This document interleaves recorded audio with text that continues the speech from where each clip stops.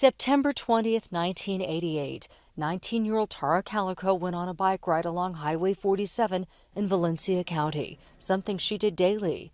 That September morning, though, Tara was never heard from again. Oh, she's certainly not forgotten. She's not forgotten in the hearts of the residents of Valencia County, nor has she been forgotten by the Valencia County Sheriff's Office. For more than 3 decades, multiple law enforcement agencies have been looking for answers in the mysterious disappearance of the UNM honor student. In 1998, a judge deemed Tara deceased, calling her death a presumed homicide. Over the years, we have interviewed her family. Her case has been featured in national magazines. There are now podcasts about her and new leads in the case. In particular, we have recently executed a search warrant relevant to this case here within Valencia County in April of this year. Investigators say the warrant is sealed, but say it was served at a home in Valencia County. The FBI is also involved. We believe Tara Calico deserves justice, deserves a resolution in this case, and so does her family. After 3 decades of investigative work, law enforcement has not given up. That's a lot of information. So this case is solvable. We have continuously been pushing towards it being solved. The FBI is offering a $20,000 reward for information that helps finally solve Tara Calico's case. Nancy Laughlin, KOAT Action 7 News. Howdy, y'all. Welcome back to Goetic 72 Tarot. Today's case has got some theories, I should say, that's putting it mildly. The case that we're going to be doing a reading on is a cold case, a 33-year-old cold case. It's a missing case. Her name is Tara Calico. And, of course, in 33 years, you're going to have a little bit of he said, she said, and all these theories if you don't have it solved. But now this case has got some... I'm very interested in finding out what the truth is. So, let me get my notes out here. Alright, Miss Tara was 19 years old when she went missing on September the 20th of 1988. She was biking along the highway. Witnesses report seeing her in a white truck with 2 males or multiple occupants following closely behind her on the shoulder of the road. Now, when she didn't come back home, she had joked with her mom and said when she left that she wasn't back by noon to come looking for her. So now her mom come looking for her because, of course, she didn't come back home by noon.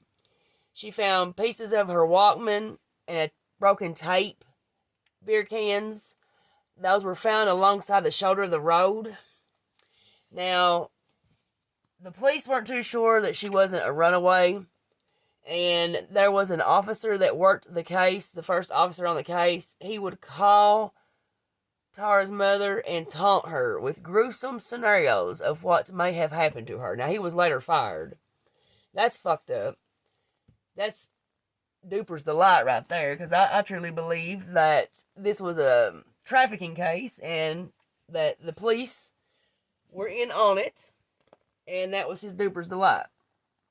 Now, the case went cold until June the 15th of 89, when 1,700 miles away, a Polaroid of Tara and a boy taken in the back of, they said a van, but the first news report that I heard, and if you look at the photo, it's clearly the bed or the sleeper part of an 18-wheeler. Oh,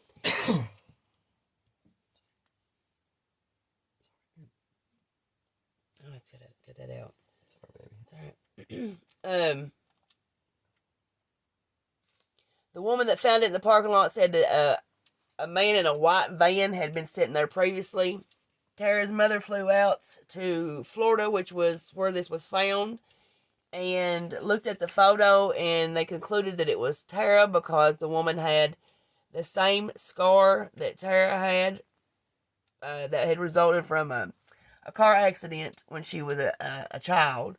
And there's a picture of, well, in the picture, beside of Tara there is a book by V.C. Andrews, My Sweet Audrina, which was known to be Tara's favorite author and the favorite book by that author. So this was concluded to be her.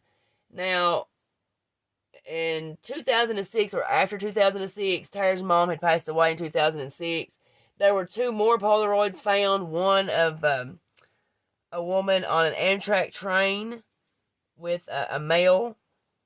And I can't remember what the other picture was. But anyway, they didn't conclude it was her in one of them, but the Scotland Yard did conclude it was her in the Amtrak one.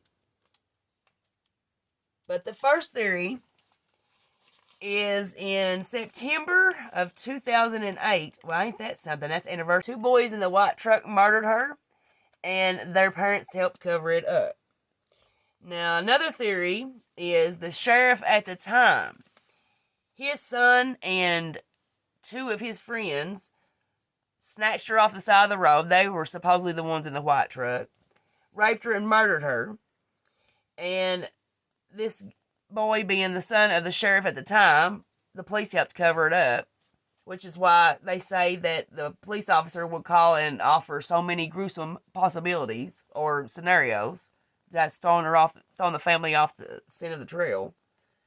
And in 2015, a man confessed on his deathbed that he witnessed seeing Tara dead, wrapped in a tarp, and this was at the sheriff's son's house, and that they took her in the woods and buried her. Now, the third theory is that she was trafficked, which would explain the pictures, the 3 Polaroids found over the course of 33 years. Now, I don't know what happened to her. Personally, I believe she was trafficked, but I don't understand why a man would confess to seeing her dead, unless they did this to another female and he just assumed or figured it was Tara in the tarp or laying there dead. I don't know. So we're going to do a reading and find out. Now, 3 different theories. One of the 3, you know, is the truth.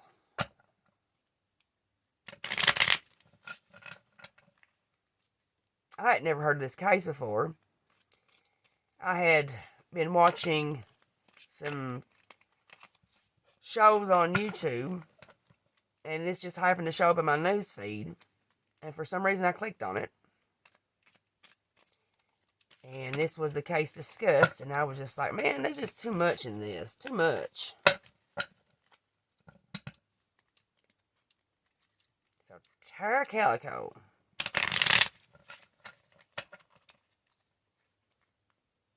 Nothing, as far as after 2008 or 2015, that confession, supposedly from the deathbed, there's not been any other leads, calls, tips, hints, nothing. It's just been silent since then. Leigh Calico.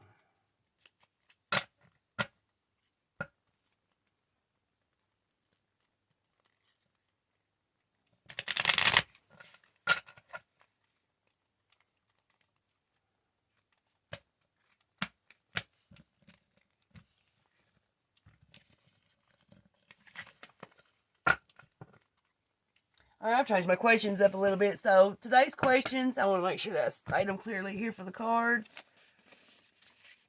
We're going to ask to find out what the circumstances surrounding the day that Tara went missing, the reason for the circumstances, the environment. Now, my new question is, and this is especially for this case, is how deep does the involvement go in Tara's disappearance? And who are the major players?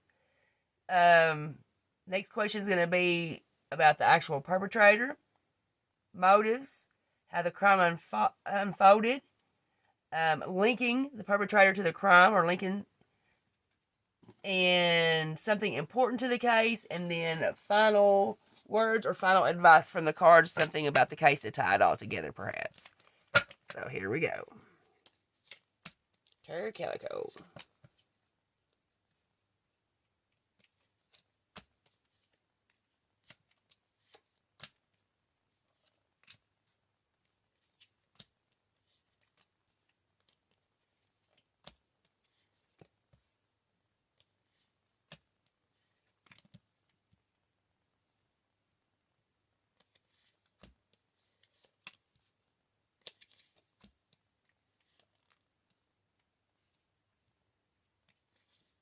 Yeah, a fly in here is buzzing the frig out of me.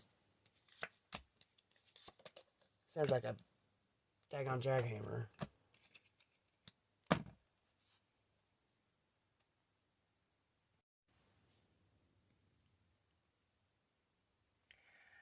Okay, we're having a storm, so I have lost my power, and I wanted to get this reading out because this was something that I was dying to know about myself. Now, the first card is going to show the circumstances surrounding the day that Tara went missing. That's the Nine of Pentacles. Nine of Pentacles is a card that shows somebody that's feeling safe in their home, proud of their achievements. It's also aspected as a woman who's independent, well-balanced, common sense, critical thinking. That sounds like a significator card for Tara. That's definitely what it puts me in mind of. Now, the next card is going to be the reasons for the circumstances surrounding the day she went missing. And that's the Seven of Pentacles. And that's a card of doing. It tells you to keep your focus. Stay on the path. You stay on the path and your successes will pay off. That makes sense. All right, now the next card is going to reveal the environments that Tara was in. Tara, I've butchered the name. Tara, her environments, and that's the Six of Pentacles. What is a Pentacle run here? And that card shows when that card comes up in a reading, it's showing a connection, a close connection, and genuine support from family. And her mother and her were very close, so I see that card being very, very, very true. The next one is going to reveal involvement, how deep the involvement is on this case, as well, or could reveal the players, major players behind this, and that's going to be the Queen of Pentacles reversed. Queen of Pentacles reversed is a card that shows finances suffering. Could be money that you've relied on not coming through, or it could also be money or funds misappropriated. Let's see here. Neglecting the home for other concerns. That's another big one on this card. This is staying close to home here. Okay. This next card is going to reveal us some stuff about the perpetrator, and that is Justice, and it is in a reverse position. When it's in a reverse position, it shows somebody's life that's out of balance. Their work, relationships, money, all that, money issues, all that's spiraling out of control. It's decisions being made against you, dishonesty, miscarriages of justice against you, being treated unfairly. It's also aspected as receiving bad advice from a trusted individual, somebody that you would never think of that would give you bad advice. Following that advice blindly, not even questioning it. So we got a hard knock life here for the perpetrator. The next is going to be the motives, and that's the High Priestess. The High Priestess is hidden knowledge, intuition, going with your guts, confidentiality. It's telling you if you've got a secret, you better keep it to yourself. Better stay on the inside with that.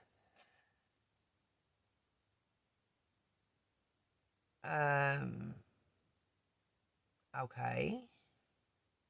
I'm not seeing this as being any of the three theories that's been mentioned at all. I'm gonna read a few more cards before I really tell what it looks like to me, because I don't want to say something that's or accuse somebody I'm not accusing. This is allegedly, and this is my opinion. The next one is going to show us how the events of the crime unfolded, and that's the King of Wands in reverse. That's a miscommunication, decisions that's been deferred. If we're aspecting it, it's a egotistical man, one who generally thrives on status, material things. I guess what you're seen as. It's also a man that would be very unwilling to work for anything, but he sure as hell don't care to step up and take the credit for it. He's insincere, attention-seeking, full of self-interest, selfish. The next card is going to be the Link, and that's going to be the Queen of Swords. The Queen of Swords is making excuses for a bad behavior or a situation, but it's also, truthfully being unjustly attacked, and is aspected. It's a bitter, vengeful, and unreasonable individual. This is all looking like the same person here.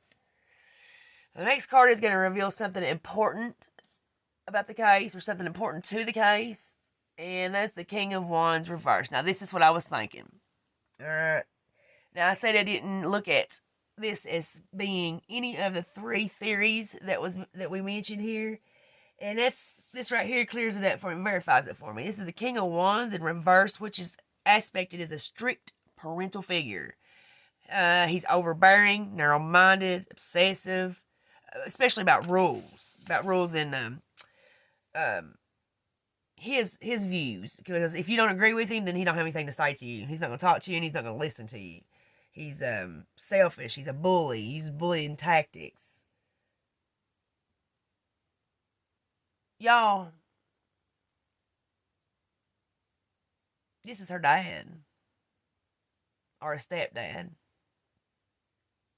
I'm seeing it as her father, because this last and final card with final thoughts is the Page of Cups reversed. It's frustration. That card shows frustration and irresponsibility. Offers not being materialized. It's also a card of intoxication. Drunks. So her daddy was a drunk. He was a drunk who sold her.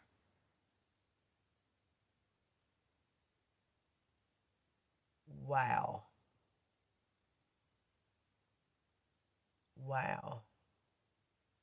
I didn't see this one coming. I saw the trafficking, but I didn't see it as being by the hands of her own father. I don't know if, I kind of feel like, in looking at this and the intoxication card, it being, he liked to drink and gamble. And he's gambled a debt that he couldn't pay off. Once again, another kid as payment for a parent's debt. Unjust. Maybe he was cheated at cards. But this is surely what this is, y'all. And this is why her mother never got any closure when she died in 2006. I would be very curious to know just how close or what kind of ties that her dad had to the police department.